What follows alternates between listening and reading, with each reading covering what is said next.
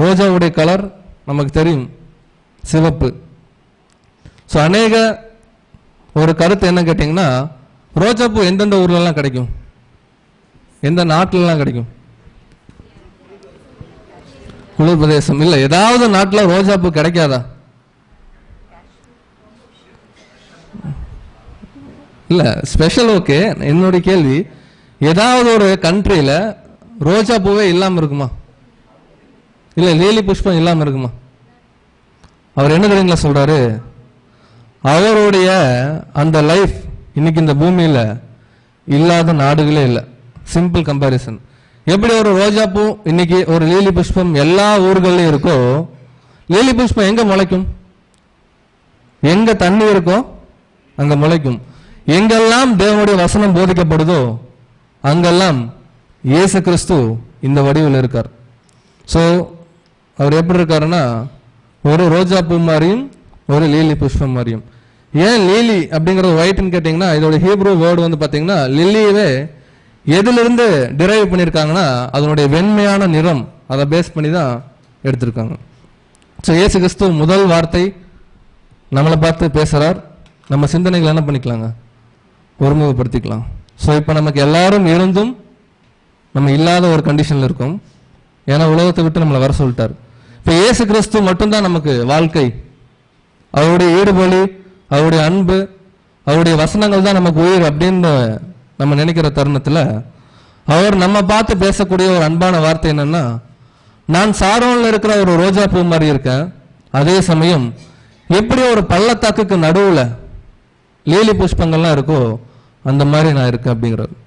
So சாரோனில் இருக்கிற ஒரு ரோஜா பூ அது சிவப்பு, அது நம்முடைய ஆண்டவராகிய இயேசு கிறிஸ்துவுடைய ஈடுபலியை வந்து இந்த இடத்துல அடையாளப்படுத்துது.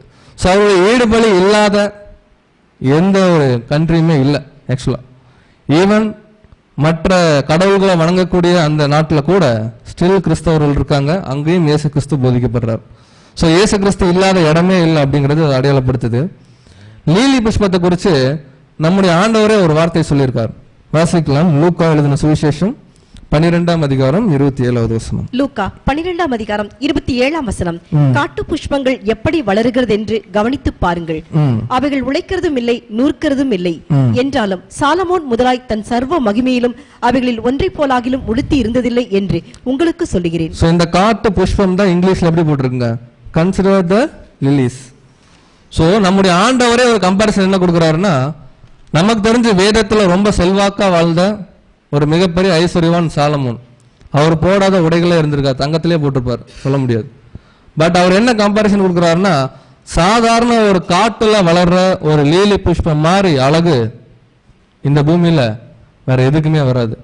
ஏன்னா அது எதுவுமே இல்லாம தன்னை என்ன பண்ணிக்குதுங்களா, அழகாக்கிது அப்படின்ட்டு. ஸோ இயேசு கிறிஸ்து இந்த மாதிரி இருக்காரு இப்போ நம்ம கண்ணு முன்னாடி. ஸோ இதுல இருந்து நமக்கு என்னென்ன பாடம் அப்படின்னு கண்டுபிடிக்கலாம். முதல்ல சாரோனின் ரோஜா அப்படிங்கிறது இயேசு கிறிஸ்துவோட ஈடுபலி. அவர் என்ன சொல்றாரா, நான் சாதாரண ஒரு இடத்துல விளையிற லில்லி பூவெல்லாம் இல்லை, எங்க விளையிறாருங்களா இயேசு கிறிஸ்து, பள்ளத்தாக்குல விளையிறாரு. ஸோ பள்ளத்தாக்கு என்பது நம்முடைய ஆண்டவராகிய இயேசு கிறிஸ்துவோடைய எக்ஸ்ட்ரீம் தாழ்மையை வந்து அடையாளப்படுத்துது. ஸோ தாழ்மையான ஒரு பகுதி. இயேசு கிறிஸ்து எங்க இருந்தாருங்க முதலாம் முடிக்கலாம் அதுக்கு முன்னாடி. ஸோ பிதாவாகிய தேவனுடைய அந்த ஒரு கவர்மெண்ட்ல இருந்தார், எல்லாத்துக்கும் மேல அவர் இருந்தார். அவர் அடிமையின் ரூபம் எடுத்து இந்த பூமிக்கு வந்தார் இல்லைங்களா, அதுதான் இந்த இடம் சொல்லுது, நான் பள்ளத்தாக்கில் இருக்கிற ஒரு லீலி புஷ்பம். வாசிக்கலாம். மத்தேயு 11ஆம் அதிகாரம் 29ஆம் வசனம். மத்தேயு 11ஆம் அதிகாரம் 29ஆம் வசனம். நான் சாந்தமும் மனத்தாழ்மையுமாய் இருக்கிறேன். சோ அவர் என்ன சொல்றாருன்னா, நான் சாந்தமும் லீலி புஷ்பமா இருக்கிறேன். எப்படின்னா பள்ளத்தாக்குல விளையக்கூடிய ஒரு லீலி புஷ்பம். அதான் நான் சாந்தமும் மனத்தாழ்மையுமா இருக்கிறேன். என் நுகத்தை உங்கள் மேல் ஏற்றுக்கொண்டு என்னிடத்தில் கற்றுக்கொள்ளுங்கள், அப்பொழுது உங்கள் ஆத்துமாக்களுக்கு இளைப்பாறுதல் கிடைக்கும். இஸ்ரேல் ஜனங்களுக்கு சொன்னது அப்படியே அவருடைய பிள்ளைகளாக நமக்கு என்ன பொருந்ததுன்னா, நம்முடைய ஆண்டவராகிய இயேசு கிறிஸ்து காமித்த அந்த ஒரு தாழ்மை, அதான் ஒரு பள்ளத்தாக்குன்னு சொல்றாரு. அது வந்து யார் கற்றுக்கொள்ளணுமா, இப்போ நம்ம வந்து கற்றுக்கொள்ளணும். ஏன் நம்ம கற்றுக்கொள்ளணும்? ஏன்னா நம்மளும் லீலி புஷ்பம் தான். பின்னாடி வசனம் நம்ம பார்க்கலாம். இந்த பிக்சர் பார்த்தா உங்களுக்கு என்ன ஞாபகம் வருதுங்க?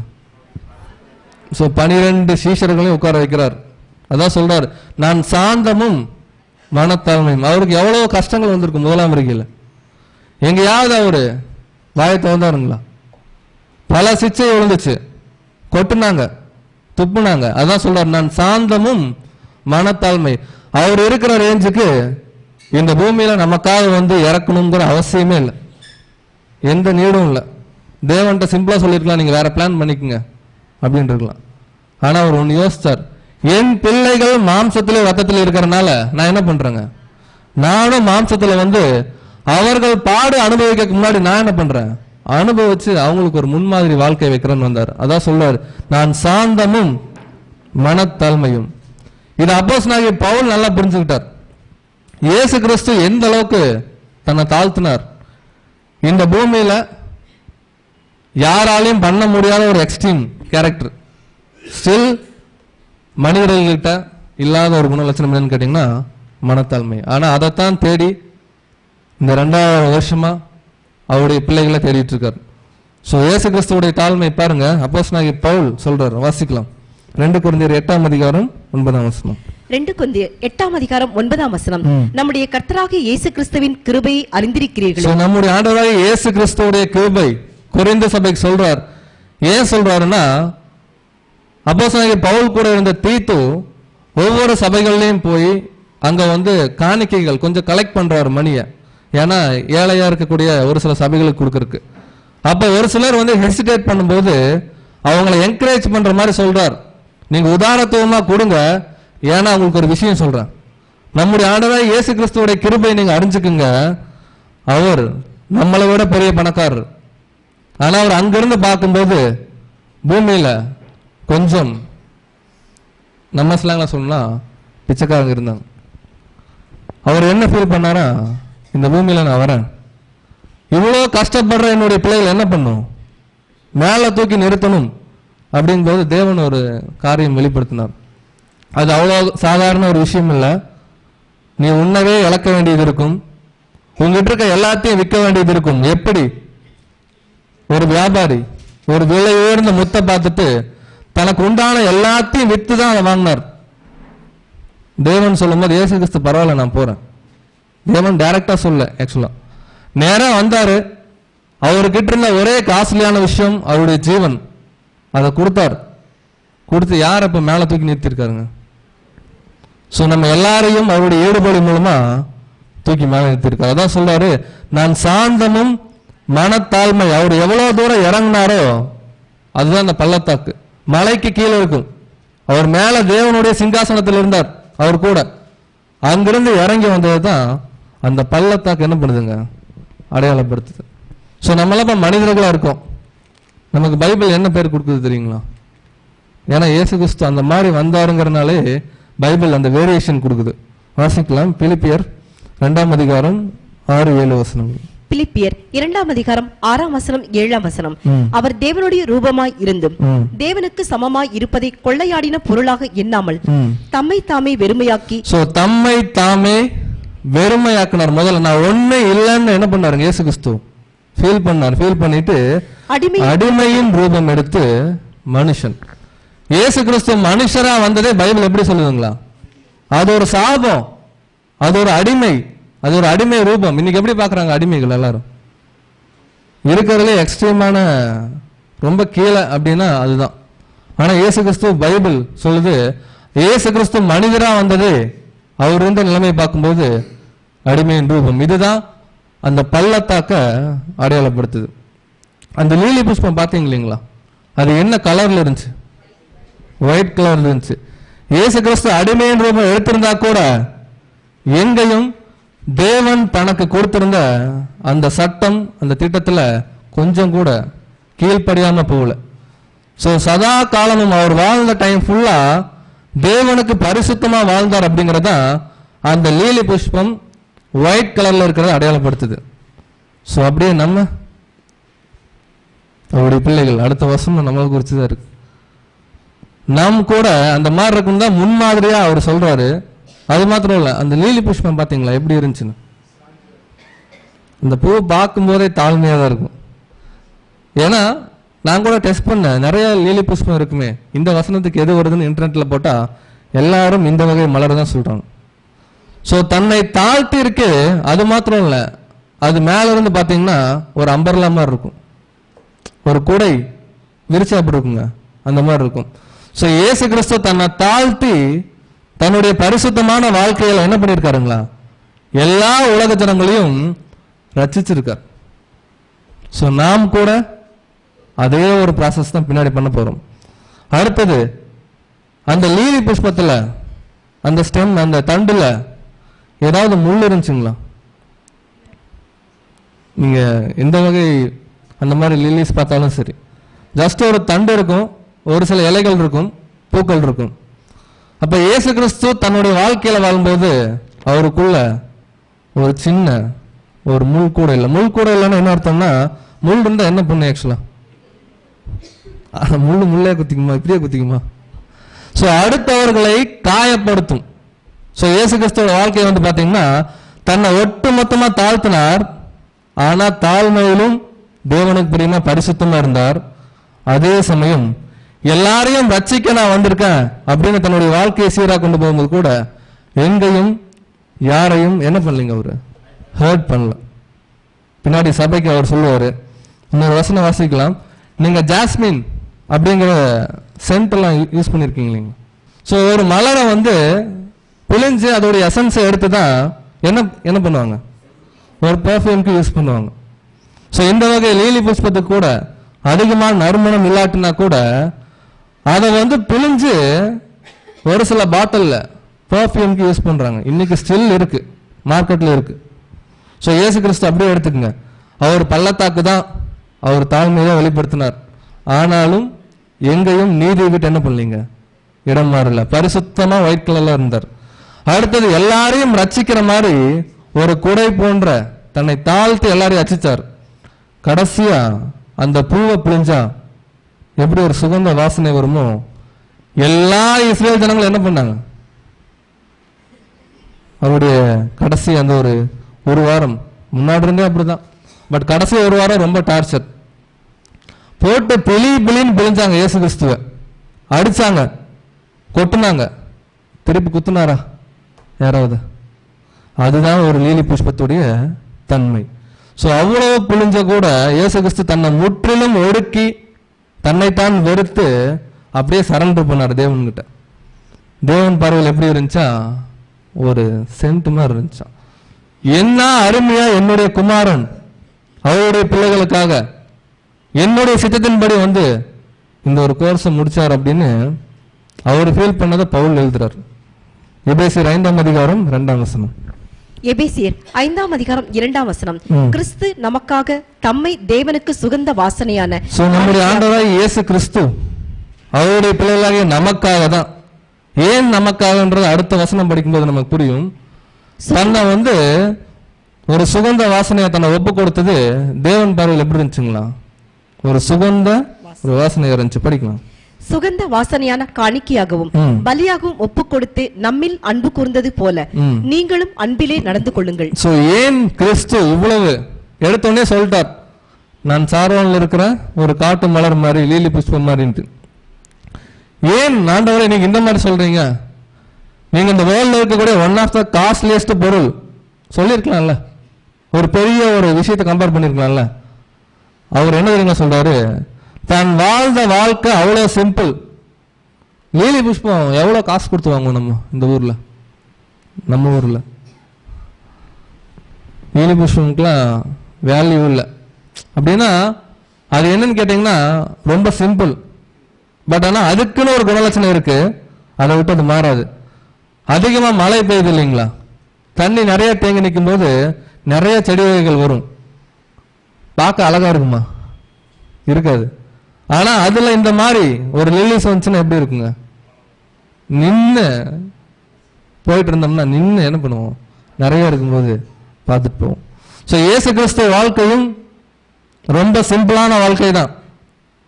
அதாவது அவர் வாழ்ந்த வாழ்க்கை நமக்கு வந்து கஷ்டம்தான், பட் ஆனாலும் அவர் வாழ்ந்த வாழ்க்கையில தன்னை முற்றிலும் தாழ்த்தினார். அதுதான் பள்ளத்தாக்கு. அதே சமயம் தாழ்த்தினா கூட பரிசுத்தமா இருந்தார், எல்லாரையும் ரட்சிக்கிற மாதிரி இருந்தார். கடைசியா யாரும் என்ன பண்ணலீங்க, ஹர்ட் பண்ணல, தன் லைஃபை அப்படியே பிழிஞ்சு தேவனுக்கு கொடுத்தார். மறுபடியும் வாசிக்கலாம். உன்னத பாட்டு 2ஆம் அதிகாரம் வசனம் 1. உன்னத பாட்டு 2ஆம் அதிகாரம் 1ஆம் வசனம். நான் சாரோனின் ரோஜாவும். இயேசு கிறிஸ்து நான் சாரோனின் ரோஜாவை போல உங்களுக்காக ஈடுபடி கொடுத்திருக்கேன். அந்த நிறத்துக்கு ஒப்புமையா பள்ளத்தாக்குகளின் லீலி புஷ்பமுமாய் இருக்கிறேன். எப்படி ஒரு பள்ளத்தாக்குல ஒரு லீலி புஷ்பம் வந்து முளைக்குமோ அந்த மாதிரி என்ன முற்றிலும் தாழ்த்தி என்னுடைய பரிசுத்தமான வாழ்க்கையில உங்களை எல்லாரும் என்ன பண்ணிருக்கேன், ரட்சிச்சிருக்கேன் அப்படின்னு சொல்றார். அது மாத்திரம் இல்ல, அந்த லீலி புஷ்பத்தை புழிஞ்சு வரக்கூடிய சுகந்த வாசனையும் கூட இயேசு கிறிஸ்து கொடுத்திருக்கார். இப்போ இயேசு கிறிஸ்து தன்னை குறித்து பாடிட்டார். அடுத்து என்ன பண்ணுங்க, சபை பாடல. ஆக்சுவலா இயேசு கிறிஸ்துவே சபை எப்படி இருக்குன்னு சொல்றார் அவர் பார்வையில. வாசிக்கலாம். உன்னத பாட்டு 2ஆம் அதிகாரம் வசனம் 2. உன்னத பாட்டு 2ஆம் அதிகாரம் 2ஆம் வசனம். முள்ளுகளுக்குள்ளே லீலி புஷ்பம் எப்படி இருக்கிறதோ அப்படியே குமாரத்திகளுக்குள்ளே எனக்கு பிரியமானவளும் இருக்கிறாள். சோ அழகான ஒரு கம்பாரிசன். இந்த வசனங்கள் படிக்கும் போது தான் ஒரு சிலர் என்ன பண்றாங்கன்னா, இல்ல ரெண்டுமே சபை தான் பேசுதுன்ட்டு. இல்ல, நிறைய பேர் நிறைய கருத்து கொடுக்குறாங்க. அதுல நிறைய அதிகமான கருத்துக்கள் சாரோனின் ரோஜா பத்தி வரும்போது இயேசு கிறிஸ்து தான் அது பொருந்துன்னு சொல்லியிருக்காங்க. ஸோ 2வது வசனம் இயேசு கிறிஸ்து என்ன பேசுறாருன்னா, எப்படி ஒரு முள்ளெல்லாம் நிறைஞ்ச இடத்துல ஒரு லீலி புஷ்பம் இருக்கோ அந்த மாதிரி குமாரத்திகளுக்குள்ளே எனக்கு பிரியமானவள். இங்கிலீஷ்ல பாருங்க எப்படி இருக்குன்னு, வாசிக்கலாம்.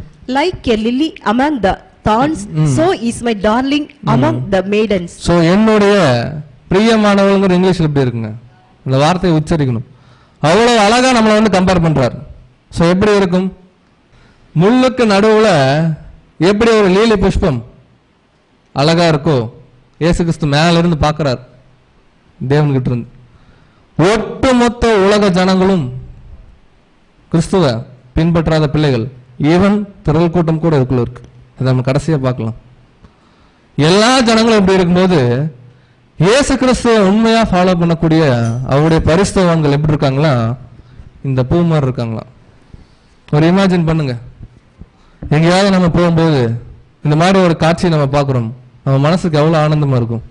நம்மளே ஒரு அழகை ரசிக்கும் போது இயேசு கிறிஸ்து மேலேருந்து பார்க்குறாரு. அவருடைய பிள்ளைகள் ஒவ்வொரு முறையும் அவர் வைக்கிற சோதனையில கீழ்ப்படிதலை காமிக்கும் போது, பரிசுத்தமான வாழ்க்கையை வாழும்போது அவர் மேலேருந்து தான் சொல்றார். எல்லா உலக ஜனங்களும் அவங்க இஷ்டத்துக்கு போயிட்டு இருக்காங்க, முள்ளு மாதிரி அவங்களுக்கு என்ன பிடிச்சிருக்கோ பண்ணிட்டு இருக்காங்க. ஒருவேளை அப்படி நடக்கலாம். ஒரு எக்ஸாம்பிள், மேலே பக்கத்துல எல்லாம் டிஸ்கஸ் பண்ணுவார், அங்க பாருங்க அங்க பாருங்க என்னுடைய லீலி புஷ்பம் எவ்வளவு அழகா எனக்கு கீழ்ப்படியுது, என் தேவனுக்கு ஆராதனை செய்துன்னு சொல்லி பார்ப்பார் இல்லைங்களா. அதுதான். ஸோ எப்படி ஒரு முள்ளுக்குள்ள ஒரு லீலி புஷ்பம் இருக்கோ அதே போல ஒட்டுமொத்த உலகத்துக்குள்ள அவருடைய மனவாட்டி மாத்திரம் இயேசு கிறிஸ்து அப்படியே ஜூம் பண்றார். நம்மளே சொல்லுவோம்ல உலக பிரகாரமா, அப்பா பையன் எக்ஸாம்பிளே வச்சுக்கலாம். ஏதோ ஒரு விஷயம் அப்பா சொல்றது அந்த பையன் கேட்கும்போது நிறைய பேர் சுத்தி இருந்தா கூட பெருமையா சொல்லுவார், எல்லாரும் எப்படி இருக்காங்க பாருங்க, என் பையன் பாருங்க எப்படி இருக்காங்க சொல்லுவோம் இல்லைங்களா. சொல்லுவோம்னு விசுவாசிக்கிறோம். அந்த மாதிரி இயேசு கிறிஸ்து தன்னுடைய மனைவியை அட்ரஸ் பண்றார், மனவாட்டிய. எல்லா உலக ஜனங்களும் ஏதோ அவங்க பாணியில போயிட்டு இருக்கும்போது என் பிள்ளைகள் என் பரிசுத்தவான்களை பாருங்க எவ்வளவு அழகா எனக்காக என்னுடைய தேவனுக்காக அவங்க கீழ்ப்படுதல் காமிக்கிறாங்க. இப்ப வசனத்துக்குள்ள போலாங்களா. பிலிப்பியர் 2ஆம் அதிகாரம் 15ஆம் வசனம். பிலிப்பியர் 2ஆம் அதிகாரம் 15ஆம் வசனம். கோணலும் மாறுபாடுமான சந்ததியின் நடுவிலே. அதுதான் முள். கோணலும் மாறுபாடான சந்ததி இந்த உலக ஜனங்கள் மற்றும் கிறிஸ்துவ பற்றி தெரிஞ்சு கீழ்ப்படியாத ஜனங்கள் எல்லாருக்குமே இது பொருந்தும். கோணலும் மாறுபாடான சந்ததிக்கு நடுவுல சபை எப்படி இருக்கா, குற்றமற்றவர்களும் கபடற்றவர்களும் தேவனுடைய மாசற்ற பிள்ளைகளுமா இருக்கும்படிக்கு. அதான் சொன்னார் லீலி புஷ்பம். எப்படி அந்த பூ ஒயிட் கலர்ல ரொம்ப அழகா இருக்கோ பரிசுத்தமா, அதே போல எவ்வளவு உலக ஜனங்கள் இருக்காங்க. எல்லாரும் அவங்க இஷ்டத்துக்கு அவங்க மனம் போன போக்குல போயிட்டு இருக்கும்போது என் பரிசுத்தவான்களை மாத்திரம் பாருங்க அவங்களுக்கு நடுவுல அப்படியே மின்றாங்க. சொல்லுவோம் இல்லைங்களா. ஒரு 100 பேர் படிக்கிற இடத்துல ஒரு பையன் சூப்பராக படித்தாவே அந்த டீச்சர் என் ஸ்டூடெண்ட் அப்படிம்பாங்க. இங்கே இவ்வளோ கோடி ஜனங்கள் இருக்கும்போது அவர்கள் மத்தியில் 1,44,000 பேர் இயேசு கிறிஸ்து பார்க்கும்போது எப்படி இருக்குங்க? தனித்தனியா ஸ்டாரா மின்னுவாங்க. அங்க ஒரு கூட்டமான ஜனங்கள் போயிட்டு இருக்கும்போது அவருடைய பிள்ளை மாத்திரம் அங்க தனியா ரியாக்ஷன் பண்ணுவார். மேல இருந்து அவருக்கு மாத்திரம் தான் தெரியும், எனக்கு உத்தமமா இருக்கான் அந்த பையன் அந்த சகோதரி அப்படின்னு. ஸோ அந்த மாதிரி தான் சொல்றாரு, கோணலும் மாறுபாடுள்ள சந்ததி நடுவுல என் பிள்ளை, அதாவது நம்ம குற்றமற்றவர்களும் கபடற்றவர்களும் தேவனுடைய மாசற்ற ஒரு பிள்ளைகள். ஸோ அதே கேள்வி மறுபடியும் ரிப்பீட் பண்ணலாம். முள்ளுகளுக்குள்ளதான் நம்ம இருக்கோம். நம்ம கிட்ட லீலி புஷ்பம், அது கிட்ட ஏதாவது முள்ளு இருக்குங்களா? அப்ப நம்ம என்ன பண்ணக்கூடாது? யாரையும் ஹர்ட் பண்ணக்கூடாது. அதான் சொன்னார், முதல்ல இயேசு கிறிஸ்துவை வச்சுட்டார் முன்மாதிரியா. அவங்க பின்னாடி யாரெல்லாம் வர்றாங்களோ அவருடைய சபை, அவங்க வாழ்க்கை எப்படி இருக்குங்க? இயேசு கிறிஸ்து மாதிரியே இருக்கணும். ஆமா, இயேசு கிறிஸ்து லீலி புஷ்பம், நம்ம லீலி புஷ்பம் எங்க பைபிள் சொல்லலாம்? பைபிள் சொல்லுது. வாசிக்கலாம். கலாத்தியர் 3ஆம் அதிகாரம் 27ஆம் வசனம். கலாத்தியர் 3ஆம் அதிகாரம் 27ஆம் வசனம். ஏனெனில் உங்களில் கிறிஸ்துவுக்குள்ளாக ஞானஸ்நானம் பெற்றவர்கள் எத்தனை பேர்? யாரெல்லாம் நம்முடைய ஆண்டவராகிய இயேசு கிறிஸ்துவுக்குள்ளாக ஞானஸ்தானம் பெற்றவர்களோ அத்தனை பேரும் கிறிஸ்துவை தரித்துக் கொண்டீர்கள். அத்தனை பேரும் ஒரு லீலி புஷ்பம் தான் அப்படின்னு வேதம் என்ன பண்ணுதுங்களா? நமக்கு சொல்லிக் கொடுக்குது. இப்போ கன்ஃபார்ம் பண்ணிட்டோம், இயேசு கிறிஸ்துவும் லீலி புஷ்பம், நம்மளும் லீலி புஷ்பம். அப்ப அவருக்கு என்னெல்லாம் குணலட்சணம் இருந்துச்சோ என்ன பண்ணுங்க?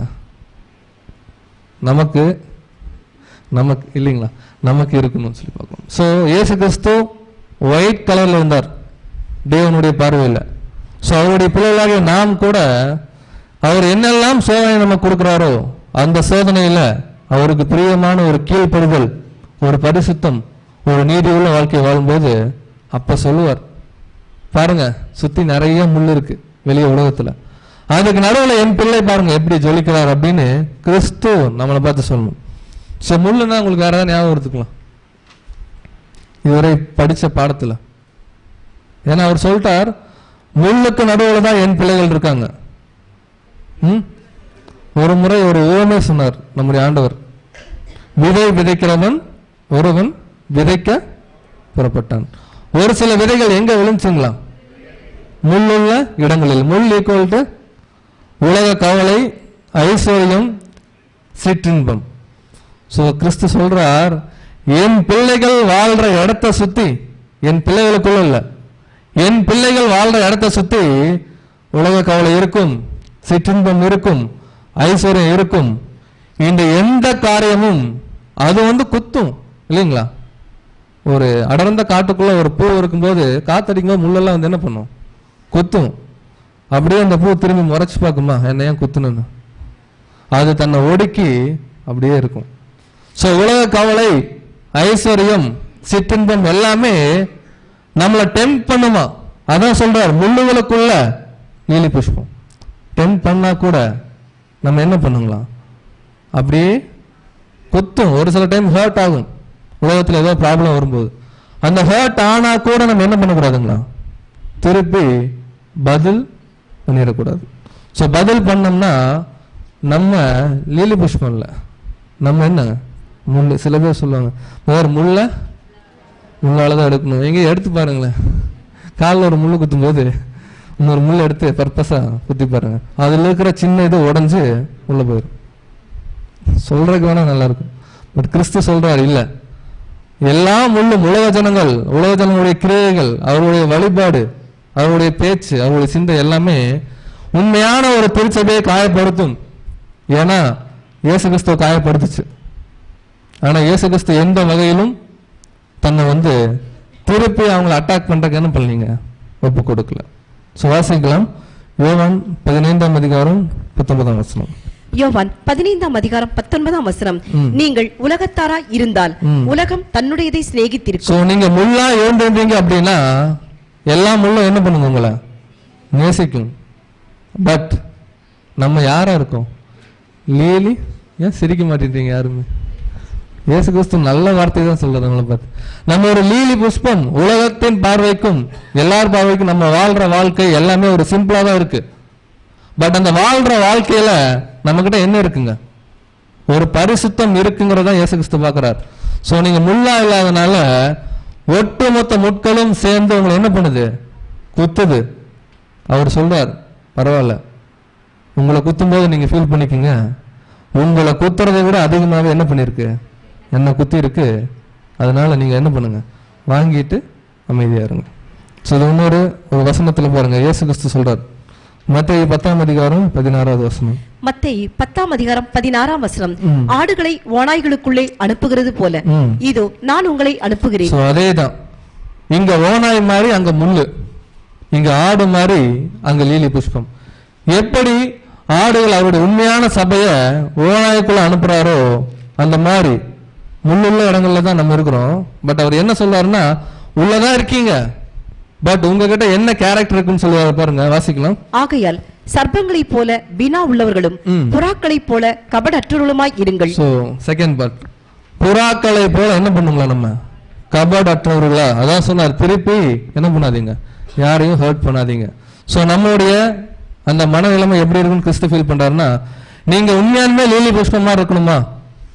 அப்பனா ஃபர்ஸ்ட் விஷயம், நமக்குள்ள ஒரு பரிசுத்தம் இருக்கணும். பரிசுத்தம் எப்ப தங்கும்னா, நம்ம இருக்கக்கூடிய ஸ்டெம்ல முள் இருக்கக்கூடாது. ரெண்டாவது, நம்ம ரொம்ப தாழ்மை என்ன பண்ணுங்களா? மற்ற எல்லாரையும் ரட்சிக்கக்கூடிய ஒரு ஜீவ பலியை இந்த பூமியில் என்ன பண்ணுங்களா? செலுத்தணும். ஸோ இது யாரெல்லாம் செலுத்துறோமோ அவர்கள் இயேசு கிறிஸ்து மேலிருந்து பார்க்கும்போது எப்படி இருப்பாங்க? ஒரு அழகான ஒரு வேலையில நிறைய முட்கள் இருக்கும்போது அதுக்கு நடுவில் ஒரு பூங்கொத்து இருக்க மாதிரி தேவனுக்கு சித்தம் நடந்துச்சுன்னா, அவர் அங்கிருந்து பார்க்கும்போது இங்க கோயம்புத்தூர்ல ஒரு பூங்கொத்து தெரியும் பாருங்க, என்னுடைய பிள்ளைகள் அப்படின்னு சொல்லி நம்மள என்ன பண்ணுவாருங்களா? கை காமிப்பார். பட் கை காமிக்கணும் அப்படின்னா இப்ப பார்த்த எல்லா கேரக்டரும் இருக்கணும். ஸோ உன்னத பாட்டு 2:2 மறுபடியும் வாசிக்கலாம்.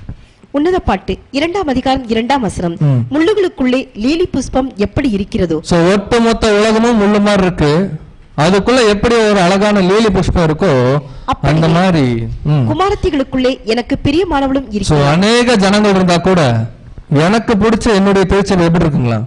அந்த லீலி புஷ்பம் மாதிரி பரிசுத்தமாயும் தங்களை தாழ்த்தையும் மற்றவங்களை ரட்சிக்கக்கூடிய ஒரு தன்மையிலும் யாரையும் ஹர்ட் பண்ணாத ஒரு பிள்ளையுமா இருப்பாங்க அப்படின்னு சொல்லுது.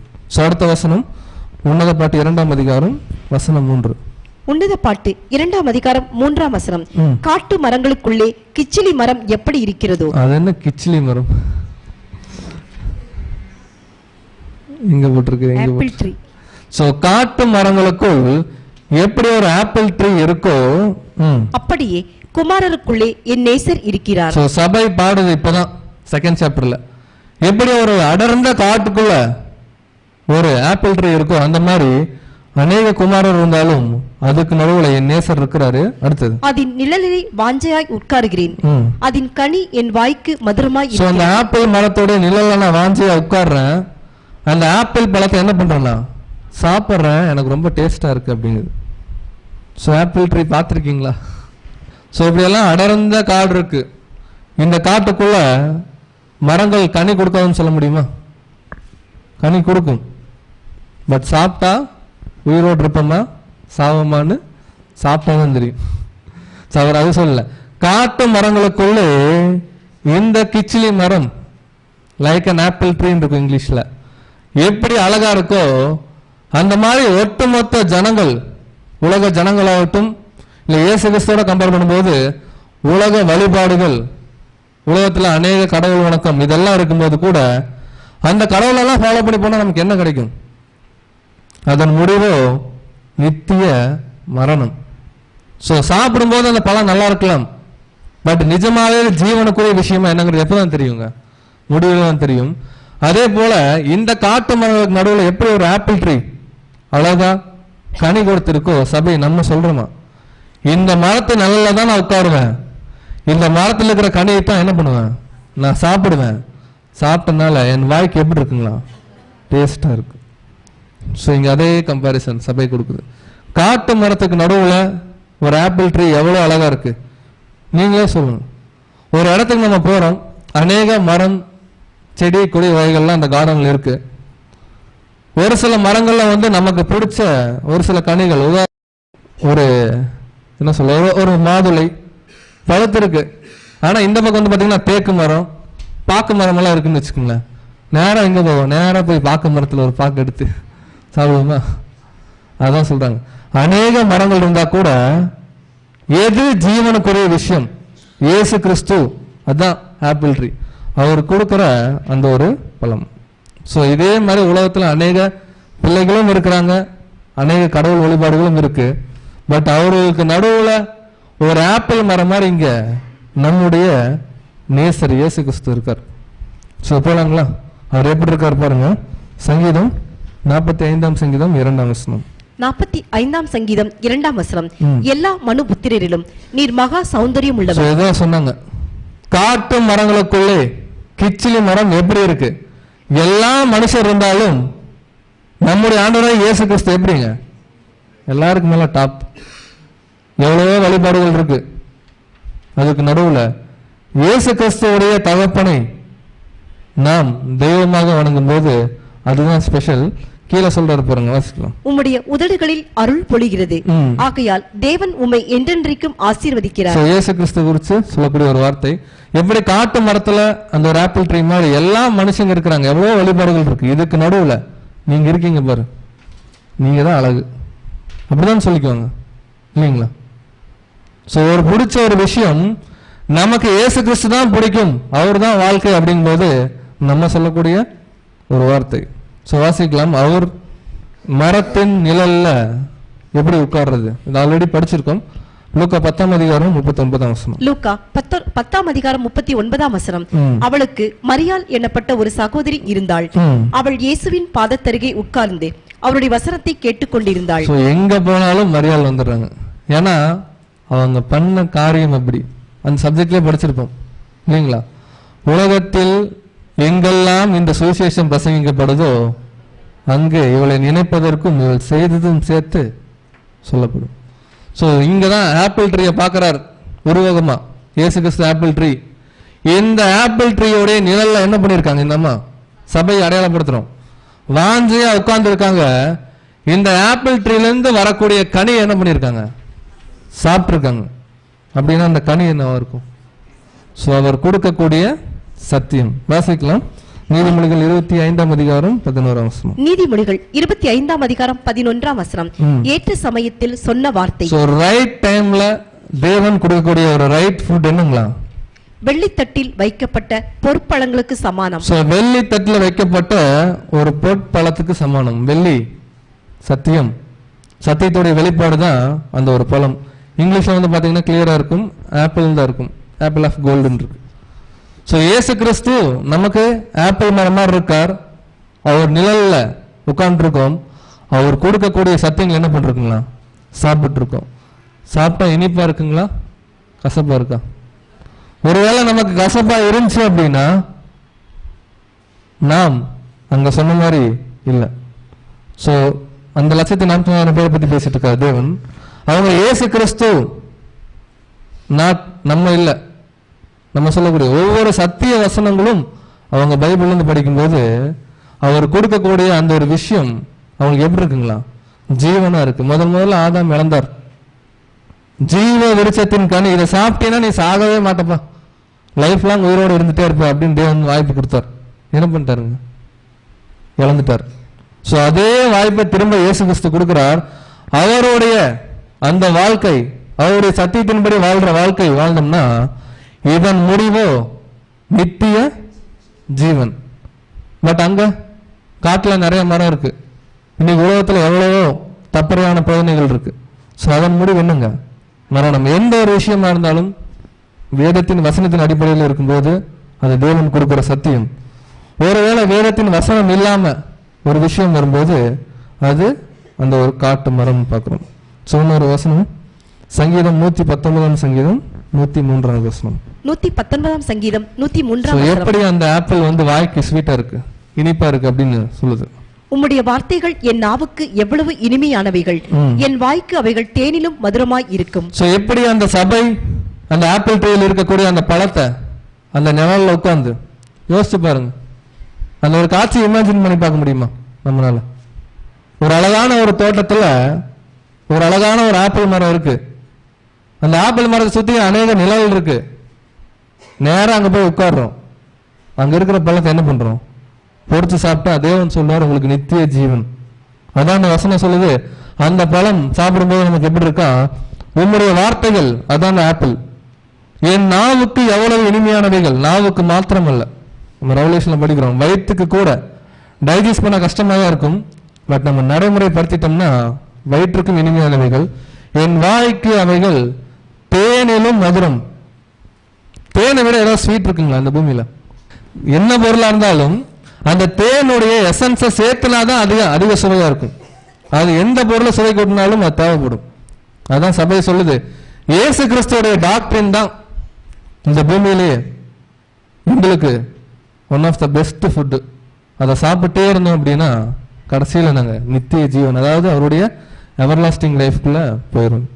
ஒருவேளை இயேசு கிறிஸ்துவோட ஃபுட்டு இல்லாமல் வேற ஏதாவது ஃபுட்டு சாப்பிட்டா அதனுடைய முடிவு நித்திய மரணம். ஸோ எப்படி ஒரு ஃபுட்டு இயேசு கிறிஸ்துவோட ஃபுட்டுன்னு கண்டுபிடிக்கிறது? அதைத்தான் மத்தேயு இருக்கு, மார்க் இருக்கு, யோவான் இருக்கு, லூக்கா. ஸோ அவருடைய வசனங்கள் நம்ம உட்கொள்ளும் போது அது நமக்கு எப்படி இருக்குங்களா? நாவுக்கும் இனிமையா இருக்கும், வயிற்றுக்கும் இனிமையா இருக்கும். ஸோ அடுத்த ஒரு காரியத்துக்குள்ள போகலாம். அப்புறம் சபையை பேசுது. உன்னத பாட்டு 2ஆம் அதிகாரம் 4ஆம் வசனம். உன்னத பாட்டு 2ஆம் அதிகாரம் 4ஆம் வசனம். என்னை விருந்து சாலைக்கு அழைத்து கொண்டு போனார். ஸோ அது மாத்திரம் இல்ல, இப்ப என்ன பண்றாருங்க, நம்மள கையை பிடிச்சு எப்படி ஒரு கணவன் ஒரு மனைவியை கூட்டிட்டு போவாங்க, அதே போல இயேசு கிறிஸ்து நம்மளை பிடிச்சு ஒரு விருந்து சாலை. விருந்து சாலை என்ன சொல்லுங்க? Banquet hall. ஸோ அதை கீழே போட்டிருக்கோம், ஹவுஸ் ஆஃப் வைன். ஸோ விருந்து சாலைனா ராஜாக்கள் வீட்டிலலாம் பரிமாறக்கூடிய ஒரு விஷயம் என்னன்னு கேட்டிங்கன்னா காஸ்ட்லியானது ஒயின் தான், ஒயினும் பிரெட்டும் தான் அப்போ. ஸோ அந்த விருந்து சாலைக்கு இயேசு கிறிஸ்து என்ன பண்ணுறாருங்களா? எப்படி ஒரு சின்ன குழந்தைய அப்பா கைப்பிடிச்சு கூட்டு போவார், அந்த மாதிரி ஒரு மணவாளன் ஒரு மணவாட்டியை கைப்பிடிச்சு கூட்டு போறார். அங்க போனோன்னு தான் எனக்கு நம்ம சொல்றோம் சபை, எனக்கு என்ன தெரியுங்களா? இயேசு கிறிஸ்து இவ்வளவு அதிகமா என்ன நேசிக்கிறாரா, அவருடைய அன்பு இவ்வளவு அதிகமா இருக்கா அப்படிங்கிறது எங்க தெரியுதுங்களா? அந்த விருந்து சாலைக்கு போனதான் தெரியுது. வாசிக்கலாம் அந்த வசனம். என் மேல் பறந்த அவருடைய கொடி நேசமே. சோ என் மேல் பறந்த கொடி அவருடைய நேசமே. நமக்கு தெரிஞ்ச கொடியெல்லாம் என்ன கொடி தான்? அந்த செடியில வர்ற ஒரு கொடி. அதே உதாரணம் எடுத்துக்கலாம், புரிஞ்சுருக்கா? ஒரு செவத்துல ஒரு கொடி படுறதுன்னு வச்சுக்கோங்களேன், அது எப்படி இருக்கும்? செவரு அங்க இருக்கும், கொடி இங்க இருக்குமா? சோ ரெண்டும் ஒன்றோடு ஒன்று ஒட்டி பிணைஞ்சிருக்கும். சோ சபை என்ன தெரியுங்களா சொல்லுது? என்ன ஒரு சூப்பரான இடத்துக்கு கூட்டு போனார் என்னுடைய மணவாளன். அங்க போனா தெரியுது என்னை இவ்வளவு அதிகமா லவ் பண்றாரா இயேசு கிறிஸ்து அப்படிங்கிறது நம்ம ஃபீல் பண்றோமா? நீங்க சொல்லுங்க, எந்த இடத்துல நமக்கு அதிகமான இன்பம் கிடைக்குது? அப்படியெல்லாம் கேட்க கூடாது. என்ன பண்ணும்? டிவி பார்க்கும்போது கூட நல்லா தான் இருக்கு, அப்படி இல்லை, கிறிஸ்துவோட சம்பந்தப்பட்ட ஒரு விஷயம். ஸோ எங்க அவருடைய உண்மையான பிள்ளைகளுக்கு விருந்து போடுறாங்களோ அதுதாங்க விருந்து சாலை. ஸோ இதுக்கு முன்னாடி ஒரு டைட்டில் கொடுத்தோம் நம்ம பேசிக் கிளாஸ்க்கு, பைபிள் விருந்து. ஸோ தேவனுடைய சத்தியம் எங்க பரிமாறப்படுதோ அங்க நம்ம போகும்போது தான் தெரியுதா இயேசு கிறிஸ்து இப்படி நேசிக்கிறாரா. என்னால நம்ப முடியல, என்னால என்ன பண்ணல, உட்கார முடியல, என்னால தாங்க முடியல, சொல்லுவோம் இல்லைங்களா? அந்த எக்ஸ்ட்ரீமான ஒரு ஃபீல் பண்ணணும்னு சொல்றாரு அவர். ஸோ அந்த இடம் என்ன, வசனம் படிக்கும் போது நமக்கு ரொம்ப சந்தோஷமா இருக்கும். 133ஆம் சங்கீதம் 1வது வசனம். 133ஆம் சங்கீதம் 1ஆம் வசனம். இதோ சகோதரர் ஒருமித்து வாசம் பண்ணுகிறது, எத்தனை நன்மையும் எத்தனை இன்பமும் ஆனது. சோ இயேசு கிறிஸ்துவோடைய சத்தியம் எங்க, எப்படி ஒரு ராஜா வீட்டுல பந்தி பரிமாறுறாங்க இல்லைங்களா, ஒயின் கொடுக்கிறாரு, காஸ்ட்லியான ஃபுட்டு. அதே போல கிறிஸ்து எங்க அவருடைய சத்தியங்கள் கொடுக்கிறார், அவருடைய சபை. அதான் வசனம் பார்க்கிறோம், சகோதரர் ஒருமித்து வாசம் செய்வது எத்தனை நன்மையும் எத்தனை. இந்த வசனம் உண்மையா பொய்யாங்கிறது நமக்கு ஒரு டெஸ்ட், நீங்களே சொல்லுங்க. சகோதரர்கள் ஒருமித்து வாசம் செய்வது நமக்கு இன்பமா இருக்கா நன்மையா இருக்கா அப்படின்னு தான் பைபிள் சொல்லுது. இருக்குன்னு பைபிள் சொல்லுது. நமக்கு எப்படி இருக்குங்க? கம்பல்சரி இருக்கு. பர்சனலா கேட்டா இருக்கு, 100% இருக்கு. அதான் வசனம் சொல்லுது, அது ஆரோனுடைய சிரசில் ஊற்றப்பட்ட அந்த தைலம் எப்படி அவருடைய ட்ரெஸ்ல முடிஞ்சு பாதத்துக்கு வருதோ, கிறிஸ்துக்கு கொடுத்தாரு தேவன் அவருடைய பரிசுத்தாவி. இயேசு கிறிஸ்து தலை அவர் கம்ப்ளீட் பண்ணார் அவருடைய வாழ்க்கையை. அந்த பரிசுத்தாவி அப்படியே வடிந்து வடிந்து இப்ப பாத அங்கங்களும் வந்திருக்கு. இப்ப நம்ம ஒருமித்து வாசம் செய்யும் போது கூட எப்படி இயேசு கிறிஸ்துவும் சீஷர்களும் அருமையான ஒரு ஃபெலோஷிப்ல இருந்திருப்பாங்க. அந்த ஃபெலோஷிப் தேவன் இன்னைக்கு என்ன பண்ணியிருக்காரு, நம்ம கொடுத்திருக்காரு. அதான் பாக்குறோம், என்னை விருந்த சாலை அவருடைய சபை கூடுகையில தேவன் கொடுக்கிற சத்தியங்கள் தான் அந்த விருந்து சாலை. ஒவ்வொரு நாளும் ஒவ்வொரு ஆங்கிள் அவருடைய பாடங்கள், அவருடைய வசனங்கள் நம்ம தியானிக்கும் போது அது எப்படி இருக்குங்களா? அங்கதான் தெரியுது இயேசு கிறிஸ்து இப்படி நேசிக்கிறாரு. என்ன எனக்கு தெரியவே இல்லையே. நம்ம பேசிக் கேட்டோம், ஈடுபலிங்கிற ஒரு பாடம் தான் கேட்டோம், ஒரு ஃபீலிங் ஜென்ரேட் ஆச்சு மனசுக்குள்ள. அப்படியே கொஞ்ச நாள் ஆச்சு, திடீர்னு நீங்கெல்லாம் என்ன பண்ணணும், பாஸ் ஓவர் அனுசரிக்கணும்னாங்க. அப்படியே கண்ணிலிருந்து தண்ணியா வந்துச்சு. இப்போ நமக்கு பாஸ் ஓவர்லாம் இல்லை இல்லையா? நம்ம பாஸ் ஓவர் கிறிஸ்தவர்கள் அந்த மாதிரிலாம் இல்லை. நம்ம ஒவ்வொரு நாளும் அவருடைய சத்தியங்களை தியானிக்கும் போது நீங்க வேணா ஒரு டெஸ்ட் பண்ணி பாருங்க. நான் பண்ணி பார்த்தேன் ஒரு வாரமா. எந்த பாடம் எடுத்தாலும் அவனுடைய முடிவு எங்க தான் நிற்குங்க, எல்லா இடம் இயேசு கிறிஸ்து மாதிரி நம்ம இருக்கணும். அவர் வச்ச அந்த முன்மாதிரி ஃபாலோ பண்ணணும். அவர் காமிச்ச அன்பை நம்ம காமிக்கணும். ஸோ அதான் சொல்றார், இந்த விருந்து சாலை இந்த மாதிரி சத்தியங்கள் உட்கார்ந்து நம்ம கேட்கும் போதுதான் இயேசு கிறிஸ்து இவ்வளவு எக்ஸ்ட்ரீமா நேசிக்கிறதுக்கு நம்ம கிட்ட என்ன இருக்கு நம்ம தோணணும். நமக்குள்ள நம்ம தான் ஒண்ணுமே இல்லையே, எல்லாரும் பண்ற அதே தப்பு தானே நம்மளும் பண்ணிட்டு இருக்கோம் இன்னைக்கு வரைக்கும்.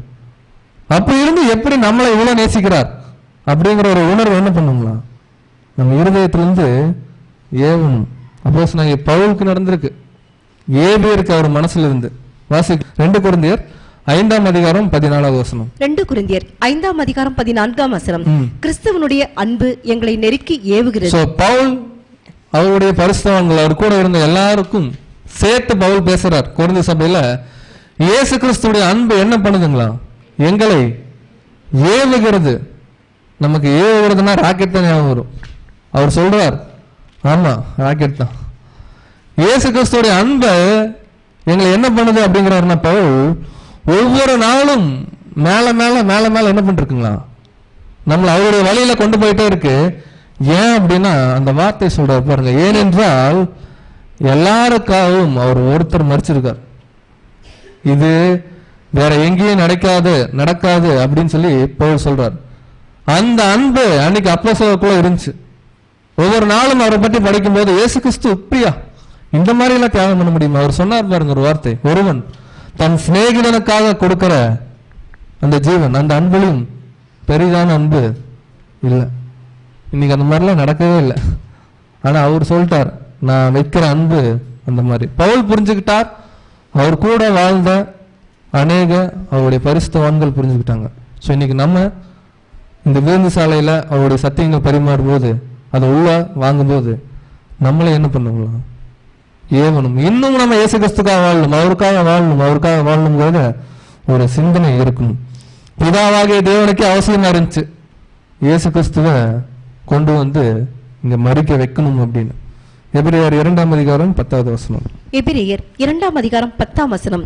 ஏனென்றால் தமக்காகவும் தம்மாலேயும் சகலத்தையும் உண்டாக்கினவர் அநேகம் பிள்ளைகளை மகிமையில் கொண்டு சேர்க்கையில் அவர்களுடைய ரட்சிப்பின் அதிபதி உபத்திரவங்களினாலே பூரணப்படுத்துகிறது. அவருக்கு ஏற்றதா நம்முடைய ரட்சிப்பின் அதிபதி கர்த்தராகிய இயேசு கிறிஸ்துவ கூட என்ன பண்ணுங்களா, கொண்டு உபத்திரவத்துல பூரணப்படுத்துறது அவருக்கு ஏற்றதா இருந்துச்சு. ஏன் அவருக்குள்ள அந்த ஒரு பரிசுத்தம் இல்லையா? இருந்துச்சு. தேவன் அதை மறுக்கல. யாருக்காக அவர் சத்தாருங்கிறத நமக்கு சொல்றாரு, நம்மளை மீட்டெடுக்கதான். அதான் பாக்குறோம், சகலத்தையும் உண்டாக்கினவர் அநேகம் பிள்ளைகள், முதல்ல நம்ம, அப்புறம் ஒட்டுமொத்த அவருடைய உலக ஜனங்கள் கொண்டு வர்றதுக்கு இயேசு கிறிஸ்து என்ன பண்ண வேண்டியது இருந்துச்சுங்களா, உபத்திரவத்துல கொட்ட வேண்டியது இருந்துச்சு, அடிக்க வேண்டியது இருந்துச்சு. அப்ப நம்ம கூட அந்த மாதிரி ஒரு விஷயங்களை கடந்து போகணும்னு பாக்குறோம். இன்னொரு காரியம், உன்னத பாட்டு 2ஆம் அதிகாரம் 5வது வசனம். 4ஆம் வசனம் படிச்சிருங்க, அப்புறம் 5 படிக்கும். உன்னத பாட்டு 2ஆம் அதிகாரம் 4ஆம் வசனம். என்னை விருந்து சாலைக்கு அழைத்துக் கொண்டு போனார். தேவன் நம்ம சொல்றோமா, அவருடைய உண்மையான அந்த ஒரு ஃபெலோஷிப்புக்குள்ள நம்மளை கடந்து போக வச்சார். அங்க தேவனுடைய வார்த்தைகளை நம்ம படிக்கும்போது தான் புரிஞ்சுட்டு வாசிக்கலாம்.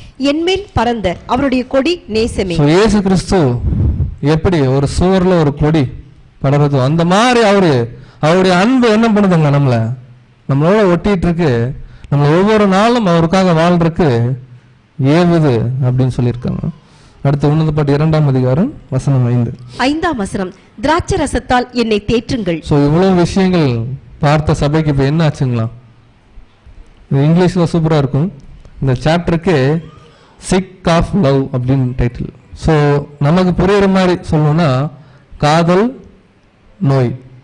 ஸோ இந்த மாதிரி ஒரு சூழ்நிலை நடக்கும்போது எப்படி இருப்பாங்க சபை அப்படிங்கறத சபையே சொல்லுது. பாருங்க, வாசிக்கலாம். திராட்சை ரசத்தால் என்னை தேற்றுங்கள். திராட்சை ரசம் கொடுத்து என்ன என்ன பண்ணுங்க, நான் ரொம்ப சோர்ந்து போயிருக்கேன், என்னால முடியல, என்ன என்கரேஜ் பண்ணுங்க. அடுத்தது கிச்சிலி பழங்களால் என்னை ஆற்றுங்கள். அவருடைய அந்த ஆப்பிள் பழத்தை கொடுத்து என்ன என்ன என்ன பண்ணுங்க, என்ன ஆற்றுங்கள். ஏன் அப்படி பண்ணணும் அப்படின்னு நம்ம சொல்றோமா?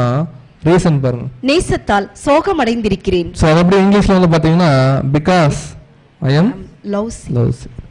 சோ இயேசு கிறிஸ்துவோட எக்ஸ்ட்ரீம் லவ் புரிஞ்சுக்கிட்ட நமக்கு நம்ம ஜபத்துல கூட சொல்லுவோம், திருப்பி செலுத்த என்கிட்ட ஒண்ணும் இல்லை. ஏன்னா அவர் மாதிரி வாழ முடியாது இந்த பூமியில், அது நமக்கு புரிஞ்சிருச்சு.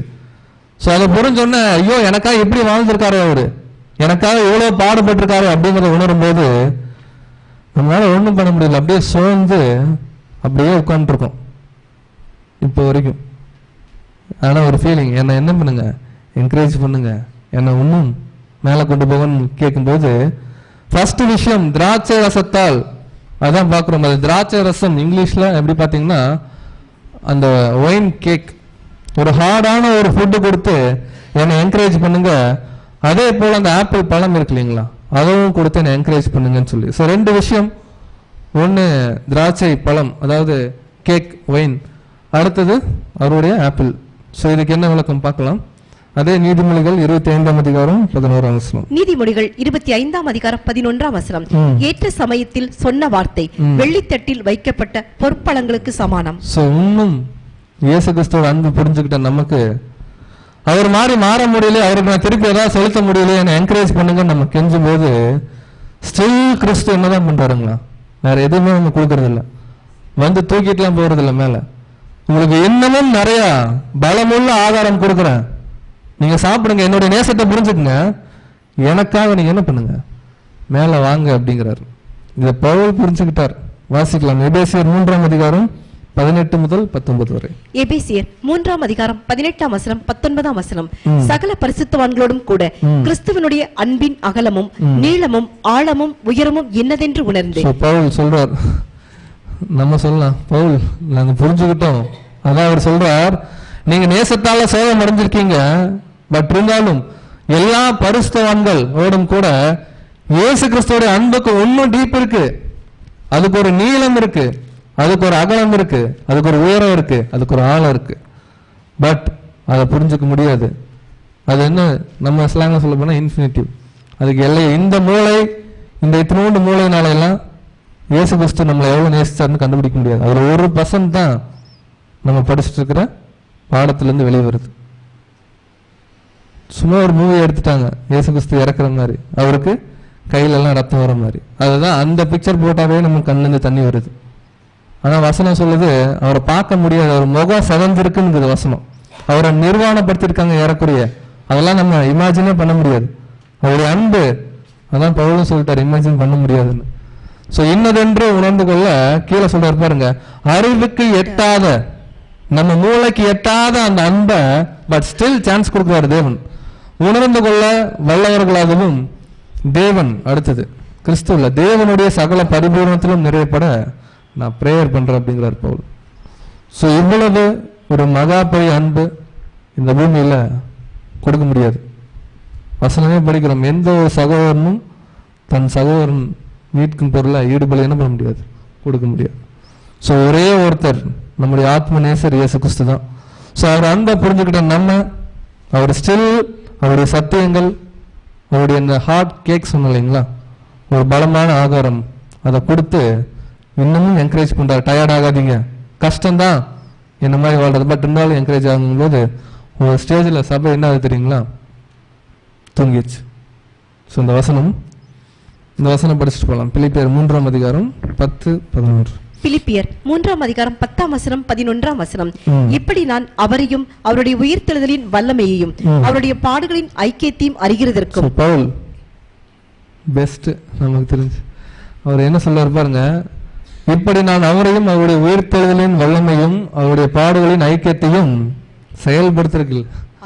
அவரை பத்தின நாலேஜ் வாங்கறதுக்காகவே நான் என்ன பண்ணுங்கிறாருன்னா, பவுல் அவருடைய மரணத்துக்கு ஒப்பான மரணத்துக்குள்ளாகி அவர் செத்த மாதிரியே நானும் சாகருக்கு எப்படியாயினும் நான் மரித்தோரிலிருந்து உயிர்த்தெழுப்பதற்கு தகுதியாக முடிக்கி அவர் மாதிரியே கிறிஸ்து மாதிரி ஆகிறதுக்கு என்ன பண்ணிட்டாரா, அவருக்கு இருக்கிற எல்லாத்தையும் போட்டார்.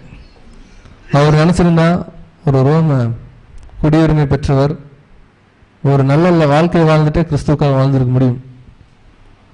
பட் நம்ம எல்லாரும் அதுக்கு ட்ரை பண்ணிட்டு தான் இருக்கோம். யாரும் இங்க வந்து பவுல் மாதிரிலாம் வாழல.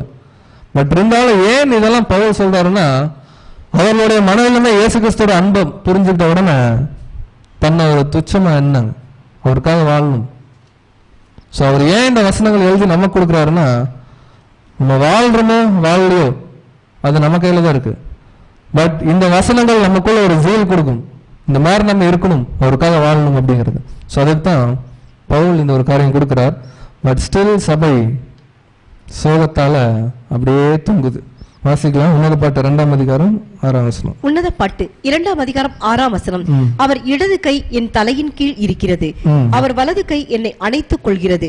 சோ இந்த மாதிரியான ஒரு வார்த்தைகள் எல்லாம் இங்க வரும்போதுதான் இந்த சாப்டர் என்ன பண்ண மாட்டேங்கிறாங்க, யாரும் படிக்க முடியும். இப்ப நீங்க சொல்லுங்க, இவ்வளவு நேரம் பார்த்த அந்த பாடத்திலிருந்து அப்படியே இந்த வசனம் வரும்போது நமக்கு ஏதாவது இருக்கா? இதுக்குள்ளேயும் இயேசு கிறிஸ்து அன்பு இருக்கு. ஸோ ஒரே ஒரு விஷயம் மட்டும் கொடுக்கிறார். அப்படி ரொம்ப நேசத்தால சோகம் அடையும் போது எப்படி ஒரு மனவாட்டியை ஒரு மனவாளன் தாங்குவார் கையில, அதைத்தான் இங்க சொல்லியிருக்கார். அவருடைய இடது கை என்னுடைய தலையின் கீழே இருக்கு, அவருடைய வலது கை என்ன அணைச்சிருக்கு. நீங்க சொல்லுங்க, இந்த மாதிரி ஒரு காட்சி எங்காவது பார்த்துருக்கீங்களா பூமியில? அதாவது பப்ளிக்கா குழந்தைகள் தான் நமக்கு எக்ஸாக்டான உதாரணம். ஒரு தகப்பனாகட்டும் ஒரு தாயாகட்டும், ஒரு குழந்தைய லிஃப்ட் பண்றோம்னு வச்சுக்கோங்களேன், இப்படி தூக்கிடுவோமா குழந்தைய, இல்லை இப்படி தூக்கிடுவோமா? அது ரொம்ப பழக்கம் இல்லாததுதான். பட் அந்த குழந்தைக்கு ஒன்றும் ஆகக்கூடாது, அந்த குழந்தை சேஃபா இருக்கணும்னா இப்படி தூக்குவார். இதைதான் சொல்றார், அந்த குழந்தை இருக்க இடத்துல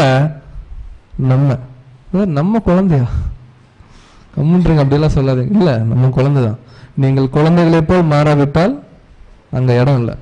ஸோ இயேசு கிறிஸ்து கூட நம்ம ஸ்டில் ஒரு சில பலவீனத்தில் அவருடைய அன்பை புரிஞ்சுக்கிட்டு வாழ முடியாம சோர்ந்து டயர்டாய் அப்படியே படுத்து கிரியை இல்லாம தூங்குற டைம் அவர் என்ன பண்றாரு, அவர் இடத்துக்கு ஏன் இந்த குழந்தைக்கோட தலைக்கு கீழே கழுத்து பகுதியில் அந்த கையை வைக்கிறாங்க சொல்லியிருக்காங்க. அந்த மாதிரி தூக்கும் போதெல்லாம் முன்னாடி அந்த குழந்தைக்கு கழுத்து நிக்காது. அப்படின்னா இங்க ஒரு பலவீனம் இருக்கு, அந்த பலவீனம் சரியாகிற வரைக்கும் என்ன பண்ணுங்களா, கை வச்சு லிஃப்ட் பண்ணணும். ஏன் ரைட் கையை குழந்தைக்கு இப்படி போடுறாங்க மேல? அடுத்தது ஏன்னா அது குழந்தை, சுத்தி இருக்கிற ஏதோ ஒரு விஷயம் என்ன பண்ணக்கூடாது, வந்ததை பாதிக்க கூடாது. அது ஏன் குழந்தை அப்படின்னு சொல்லி எப்படி இப்படி பாதுகாக்கிறோமோ சாதாரண அதான் வசனமே இருக்கு. பொல்லாத உலகத்தாராகிய நீங்களே உங்க குழந்தைக்கு ஒரு நல்ல ஃபுட் கேட்கும்போது கல்லவோ இதோ கொடுக்காம இருக்கும்போது எங்க அப்பா அப்புறம் இயேசு கிறிஸ்து சொல்றாருன்னா விட்டுருவனா?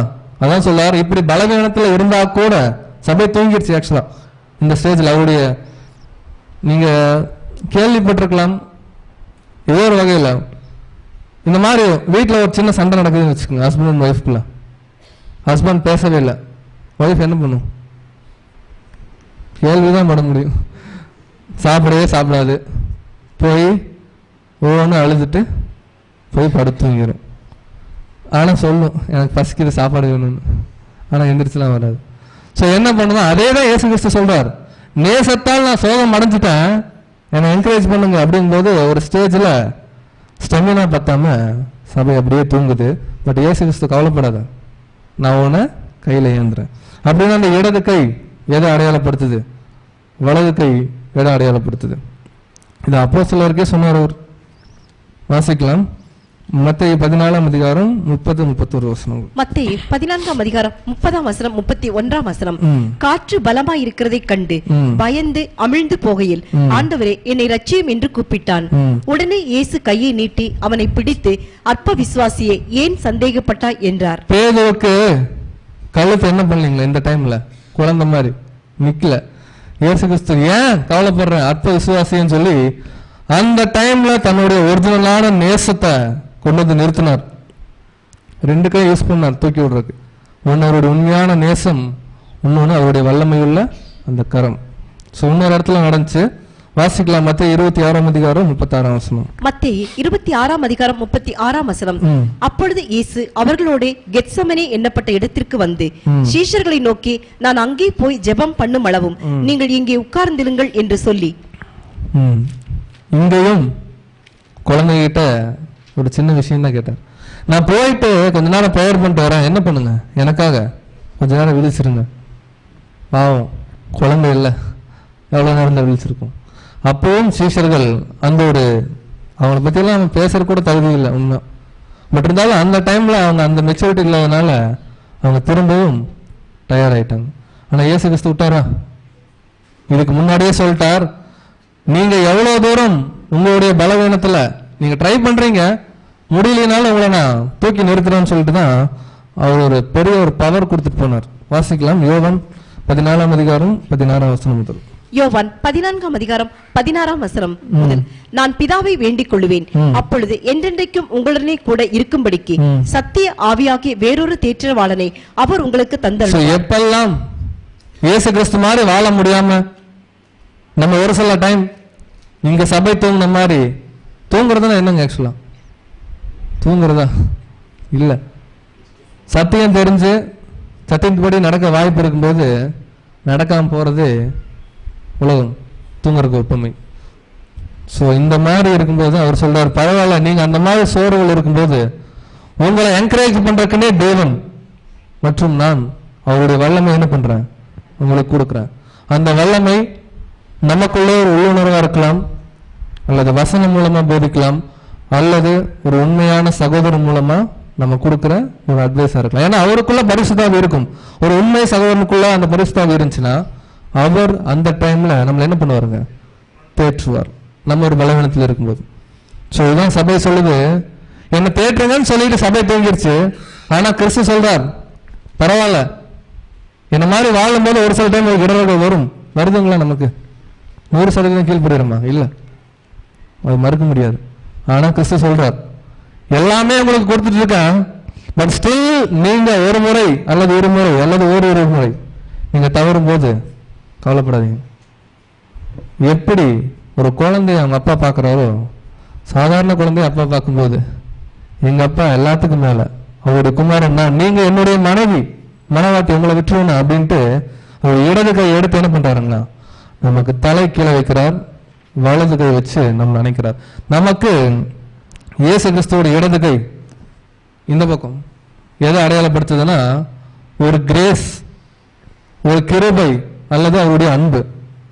நார்மலாவே பாருங்களேன், ஒரு குழந்தைய இப்படி நேரம் போய் தூக்குறோம்னா இந்த கை தூக்கும் போது இந்த கைக்கு ஏதோ ஒரு பெரிய பவர் இருக்கிற மாதிரி ஃபீலிங்கா போகுங்களா? அப்படி ஒரு பாசமா என்ன பண்ணுவோம்? போட்டு வைப்போம். ஆனா அந்த ரைட் கை வைக்கும்போது கவனிச்சிருக்கீங்களா? ஏதோ பலமா காத்தடிக்கும் போது கூட அந்த குழந்தை இப்படி கவர் பண்ணுவோம். அதான் சொல்றாரு, ஒரு இடது கை இயேசு கிறிஸ்து வைக்கக்கூடிய நம்ம மேல வச்சிருக்கிற அளவு கடந்த அன்பு. ஸ்டில் பாருங்களேன், அவன் இவ்வளவு தூரம் சொல்லியும் நம்ம ஒரு சில முறை பலவீனத்துல போகும்போது நீங்க என்னமோ பண்ணிட்டு போங்க, எக்கோட கெட்டு போங்க அப்படின்னு இயேசு கிறிஸ்து என்ன பண்றது இல்ல, நம்மளை விடுறது இல்லை. ஸ்டில் வரார், இறங்கி வந்து, ஏன்னா சபையுடைய ஆசையும் அதுதான், அவர் என் கூடவே இருக்கணும். அவருடைய அன்பு என்ன பண்ணுது, என்ன நெருக்குது ஒவ்வொரு நாளும். அவர் என் கூட இருக்கணும்னு சபை ஃபீல் பண்ணும்போது கிறிஸ்து வரார், நம்மளை அழகா பலவீனத்தில் இருக்கும்போது தூக்கி ஏந்தி நம்மளை சுத்தி நடக்கக்கூடிய உலகத்துல அநேக நாசமோசங்களுக்கு என்ன பண்றாரு, நம்மளை பாதுகாப்புறார். இந்த மாதிரி அன்பு யாராவது கொடுக்க முடியுங்களா? ஸோ இந்த மாதிரி அன்பு தேவன் இந்த மாதிரி புக்கில் என்ன பண்ணியிருக்காருங்க, ஒழிச்சு வச்சிருக்காரு. அதுவும் அந்த உருவகமே சூப்பர். கிறிஸ்து, சபை, மணவாளன், மணவாட்டி, ஒவ்வொருத்தரும் சாதாரண நடைமுறை வாழ்க்கையில் இருக்கக்கூடிய ஒரு உறவு முறை எடுத்து அப்பதான் ஃபீல் பண்ணுவாங்க ஜனங்கள், அவருடைய பிள்ளைகள். அது அப்படியே கிறிஸ்துவுக்கும் சபைக்கு என்ன பண்றாருங்க, கம்பேர் பண்றார். ஸோ இன்னைக்கு ஒரு 6 வசனம் தேவன் கொடுத்திருக்கார். இந்த 7வது யார் யாரிடம் பேசுவது என்பது நம்ம கண்டுபிடிக்கலாம். படிங்க. உன்னத பாட்டு 2ஆம் அதிகாரம் 7ஆம் வசனம். எருசலேமின் குமாரத்திகளே, எனக்கு பிரியமானவளுக்கு மனதாகும் மட்டும் நீங்கள் அவளை வெளிக்க பண்ணாமலும் எழுப்பாமலும் இருக்கும்படி வெளிமான்கள் மேலும் வெளியின் மறைகள் மேலும் உங்களை ஆணையிடுகிறேன். சபை தூங்கிடுச்சு இல்லைங்களா? யாரோ பேசுறாங்க, சபை பேசுறாங்களா கிறிஸ்து பேசுறாங்களான்னு தெரியல. எருசலேமின் குமாரத்திகளே, எனக்கு பிரியமானவளுக்கு மனதாகும் மட்டும், அவங்களுக்கா மனசாகிற வரைக்கும் நீங்க அவங்கள என்ன பண்ணாதீங்க, டிஸ்டர்ப் பண்ணிடாதீங்கன்னு ஏன் மான் மேல கம்பேர் பண்றார் அப்படிங்கறத குறித்து என்ன பண்ணாங்க அடுத்த வாரம் தொடர்ந்து இதே ஒரு பகுதியில் நம்ம கவனிக்கலாம். பட் இன்னைக்கு இயேசு கிறிஸ்து காமிச்ச அன்பு இந்த வசனங்கள்ல ரொம்ப எக்ஸ்ட்ரீம். நாளுக்கு நாள் அவருடைய அன்பு இந்த வசனங்கள் படிக்கும்போது நம்மளை என்ன பண்ணுங்களாம், அவருடைய அன்பு பவுல் சொல்றார் எங்களை ஏவுகிறது எங்கன்னா அவர் மாதிரி வாழ்றதுக்கு. ஸோ அப்போஸ்தலனாகிய பவுல் அவர் எழுதின வசனங்கள் மற்றும் கிறிஸ்துவோடைய அன்பு இதெல்லாம் பார்க்கும்போது நம்மளே என்ன பண்ணுங்க, ஒவ்வொரு நாளும் இன்னைக்கு ஒரு 10% கீழ்படுகிறோமா, நாளைக்கு எப்படியாவது கஷ்டப்பட்டு 12% கீழ்படியணும் அப்படிங்கிற ஒரு முன்னேறுதல் நம்ம வாழ்க்கையில் இருந்தால் மாத்திரம்தான் கடைசியா அந்த மாதிரி பலவீனத்தில் இருக்கும்போது பரவாயில்ல, என் மனவாட்டி உரிமையோட சொல்வார் இயேசு கிறிஸ்து, உங்களை நான் என்ன பண்றேன் தாங்குறேன் அப்படின்னு.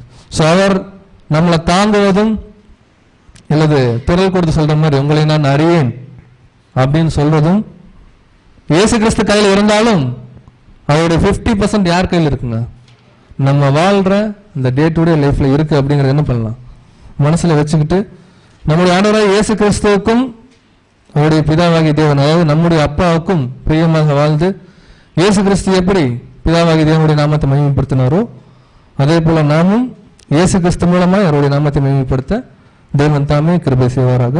ஆமென்.